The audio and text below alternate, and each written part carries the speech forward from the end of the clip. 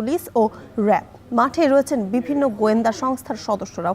এ নিয়ে জানাতে চট্টগ্রামের জিএসি মোড় থেকে যুক্ত হচ্ছেন শোয়েব রহমান, নারায়ণগঞ্জের চাষারা মোড় থেকে ইমরান আলী সজীব এবং গাজীপুর থেকে ইফতেখার রায়হান। প্রথমে চলে যাচ্ছি চট্টগ্রামের শোয়েবের কাছে। শোয়েব, আইন শৃঙ্খলা বাহিনীর তৎপরতা সেখানে কেমন দেখছেন জানাবেন।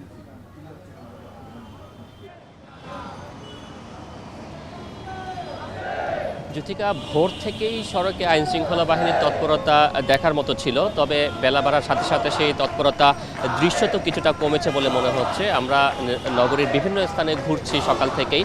কিছুক্ষণ আগে আমরা কাজে বেরিয়েছিলাম, এরপরে আমরা নিউ মার্কেট মোড়, টাইগার পাস হয়ে এই মুহূর্তে জিইসিতে অবস্থান করছি এবং এই সড়কগুলোতে আমরা দেখেছি যে আইন শৃঙ্খলা বাহিনীর অবস্থান রয়েছে, তবে চেকপোস্ট বসিয়ে তল্লাশি কার্যক্রম কিংবা সন্দেহভাজন ব্যক্তিদের জিজ্ঞাসাবাদ কার্যক্রম, এই ধরনের কোনো কার্যক্রম কিন্তু কোথাও আমাদের চোখে পড়েনি।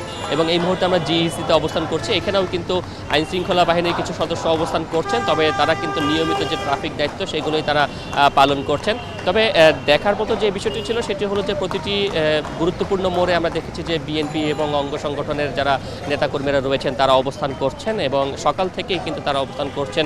এরই মধ্যে আমরা দেখেছি যে জিইসিতে রয়েছে, সেখানে যুবদলের নেতাকর্মীরা অবস্থান করছেন। আমরা দেখেছি নিউ মার্কেট মোড়ে, সেখানেও কিন্তু বিএনপির নেতাকর্মীরা সমাবেশ করছেন এবং একই সাথে কাজীদেউরি মোড়ে বিএনপির ঊর্ধ্বতন নেতৃবৃন্দ পরিদর্শন করেছেন এবং অবস্থান করছেন এবং তারা কিন্তু বলছেন যে কার্যক্রম নিষিদ্ধ হওয়ার কারণে আওয়ামী লীগের কোনো ধরনের বিশৃঙ্খলা করার চেষ্টা তাদেরকে করতে দিবেন না তারা, এবং সেই জায়গা থেকে তাদের নেতাকর্মীদের সতর্ক অবস্থানে থাকতে বলা হয়েছে এবং একই সাথে কিন্তু তারা সতর্ক অবস্থানে রয়েছেন।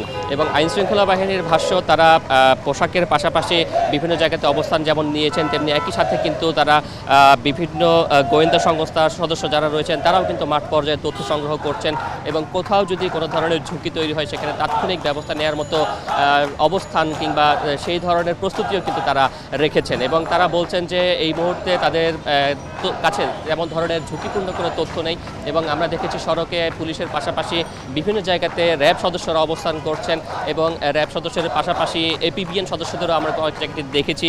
এবং নগরীর নিউ মার্কেট এলাকায় যে দোস বিল্ডিং, যেখানে আওয়ামী লীগের অফিস রয়েছে, চট্টগ্রাম মহানগর অফিস, সেই জায়গাটিতে আমরা গিয়েছিলাম, সেখানে আমরা দেখেছি যে সেখানে কার্যালয়ের সামনে, অর্থাৎ সেই ভবনটির সামনে কিন্তু আইনশৃঙ্খলা বাহিনীর অবস্থান রয়েছে। ভোর 4টা থেকে তারা সেখানে অবস্থান নিয়েছেন এবং তারা বলছেন যে কোনো ধরনের বিশৃঙ্খলা করার চেষ্টা তাদেরকে করতে দেওয়া হবে না। তো চট্টগ্রাম থেকে এই ছিল আমার কাছে সবশেষ। জ্যোতিকা,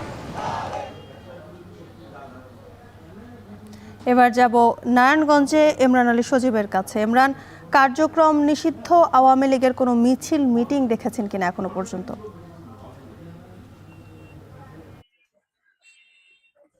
আমরা এখনো পর্যন্ত এই ধরনের কোনো মিছিল বা তাদের কোনো ধরনের কোনো কার্যক্রমের বিষয়ে আমরা আসলে জানতে পারিনি। আমরা যোগাযোগ করেছিলাম নারায়ণগঞ্জের জেলা প্রশাসন এবং যে পুলিশ প্রশাসন আছে তাদের সাথে। আমাদেরকে তারা যেমনটি জানিয়েছে যে আসলে আপনি জানেন যে গতকাল থেকে যে ঘোষণাটি এসেছে নারায়ণগঞ্জ সহ 6টি জেলায় সেনা মোতায়েনের, যে আওয়ামী লীগের যেই মিছিল বা তাদের যে প্রতিষ্ঠা বার্ষিকীর কার্যক্রম, কোনো ধরনের নাশকতা অপ্রীতিকর ঘটনা হয়েছে এড়াতে কিন্তু যেই আইন শৃঙ্খলা যে কঠোর নজরদারি যে জোরদার করা হয়েছে তারই প্রেক্ষিতে গভীর রাত থেকেই কিন্তু নারায়ণগঞ্জের আইন শৃঙ্খলা বাহিনী বিভিন্ন জায়গায় আসলে সতর্ক অবস্থানে ছিল, এমনটি জানানো হয়েছে।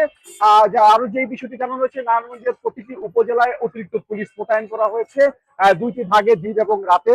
সেখানে কিন্তু 125 জন করে সর্বমোট 250 পুলিশ সদস্য মোতায়েন রয়েছে, যাতে কোনো ধরনের অপ্রীতিকর ঘটনা ঘটলে তারা তাৎক্ষণিক ব্যবস্থা নিতে পারেন। এছাড়া কিন্তু জেলা প্রশাসন যেমনটি বলছেন, প্রতিটি উপজেলায় যে ইউনো রয়েছে এবং যে এসিলেন মহোদয় রয়েছেন তাদের নেতৃত্বে কিন্তু আসলে সবকিছু নজরদারি করা হচ্ছে। সবাই আসলে আইন শৃঙ্খলা পরিস্থিতিকে নিয়ন্ত্রণ রাখার জন্য আসলে কাজ করছেন।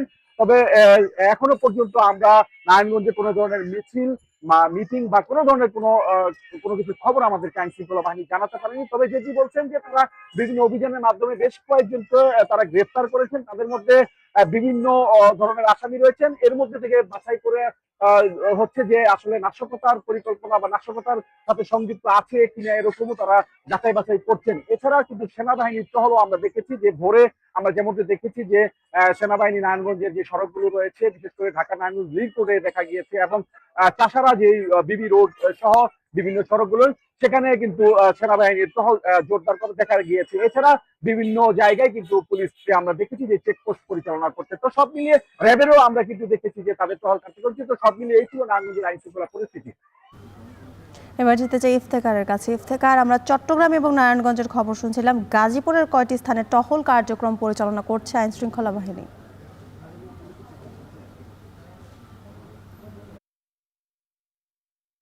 জ্যোতিকা, সকাল থেকে আমরা যেটি দেখছিলাম যে নগরীর যে গুরুত্বপূর্ণ সড়কগুলো রয়েছে এবং গুরুত্বপূর্ণ যে স্থানগুলো রয়েছে সেই সব স্থানে কিন্তু টহল কার্যক্রম জোরদার করা হচ্ছে। পাশাপাশি কার্যক্রম নিষিদ্ধ যে আওয়ামী লীগের যে দলীয় কার্যালয়গুলো রয়েছে যেসব স্থানে এবং সম্ভাব্য যেসব স্থানে তারা মিছিল কিংবা সমাবেশ করতে পারেন এমন গোয়েন্দা তথ্য রয়েছে সেই সব স্থানকে ঘিরে কিন্তু আইন শৃঙ্খলা বাহিনীর সদস্যদের কিন্তু তৎপরতা কিন্তু রয়েছে। তবে আমরা যেটি সকাল থেকে মাঠ পর্যায়ে যেটি দেখেছি যে গাজীপুরের যে বিভিন্ন গুরুত্বপূর্ণ স্থানগুলোতে বিজিবির টহল দিচ্ছে। বিজিবির এখন পর্যন্ত আমাদের কাছে যে তথ্য রয়েছে 63 বিজিবি ব্যাটালিয়নের 4 প্লাটুন বিজিবির সদস্য বিভিন্ন সড়ক প্রদক্ষিণ করছেন এবং টহল কার্যক্রম করছেন। এর পাশাপাশি সেনাবাহিনীর কিন্তু 120 জন সদস্যের একটি দল কিন্তু প্রস্তুত রাখা হয়েছে যে কোনো ধরনের নাশকতা এড়াতে।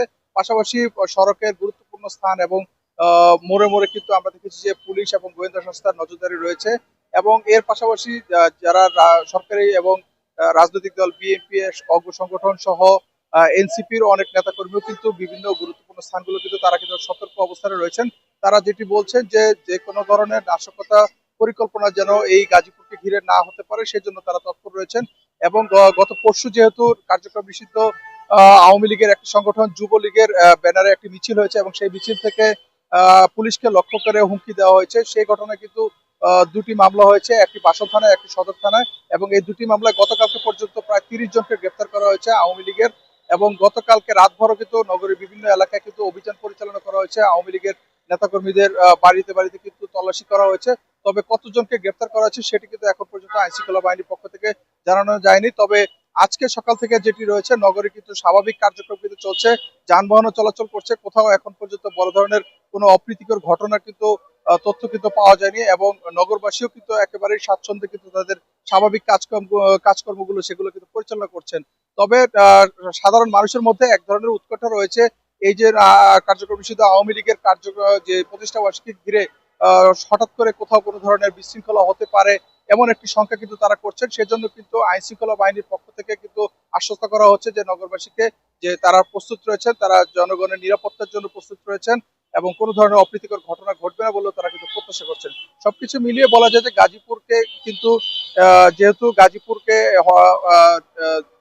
তুলনামূলক অধিক গুরুত্বপূর্ণ দেওয়া হচ্ছে এবং গাজীপুর সহ মোট 6টি জেলায় কিন্তু সেনাবাহিনী মোতায়েন করা হয়েছে। সেজন্য কিন্তু গাজীপুরে আওয়ামী লীগের বিভিন্ন সময় তৎপরতা কিন্তু আমাদের লক্ষ্য করা গেছে, যে কারণে এই গাজীপুরকে ঘিরে কিন্তু আইন শৃঙ্খলা বাহিনীর তৎপরতাটাও একটু বেশি দেখা গেছে।